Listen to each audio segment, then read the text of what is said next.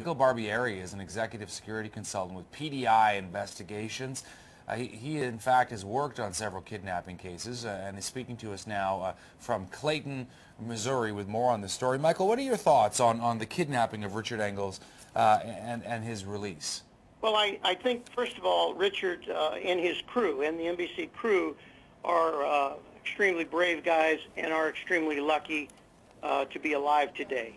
I think that when people are kidnapped, there's a lot of psychological trauma. They're usually putting sacks over your head, and they're usually trying to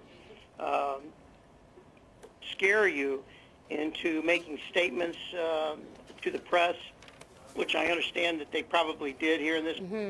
And I believe they were very lucky guys. I think Richard and his crew they were extremely lucky because they were being moved from one point to another when they ran into a checkpoint. And I think it was because of that checkpoint that these gentlemen are alive today.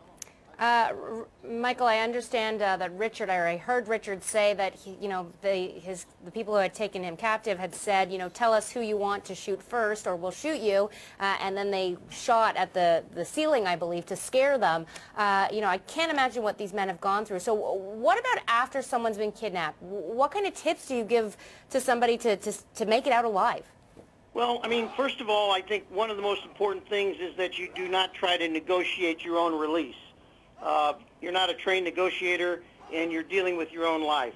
And you need to understand another thing about kidnappings is that most of the time, depending upon the groups, most of the time they want you to remain alive.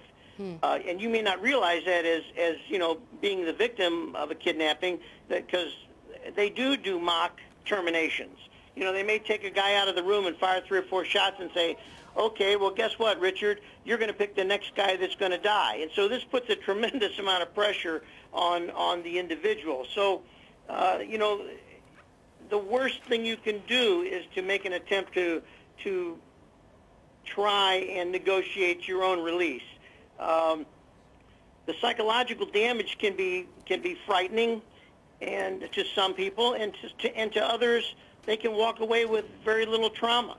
But I think in Richard's case and in the journalist and the crew's case, these guys were put through a terrible ordeal, and I'm quite sure that that they are traumatized, and they will be for quite some time. I was reading about this sort of kidnapping that happens recently, and it's also it's going on in many parts of the world. In the case I was reading about, we're talking about Northwest Africa, countries like Niger and Mali. This can be actually quite lucrative, can it not? Because of the ransom money that sometimes is paid, and that's part of the incentive here to a certain extent. Of course, Todd, and in many parts of the world, kidnapping has become one of the gross national products of the country. In Mexico, they do what they call express kidnappings. And most of the time during an express kidnapping, and I say most of the time, they're going to move you from ATM machine to ATM machine and keep removing money from your account. And then when you run out of money, they let you loose somewhere in the middle of Mexico and you find your way back, hopefully. Unless you're kidnapped by somebody else who tries to do the same thing again. So yeah, kidnapping has become a huge industry all over the world, not only just in Africa, but in Central, South America, and Mexico.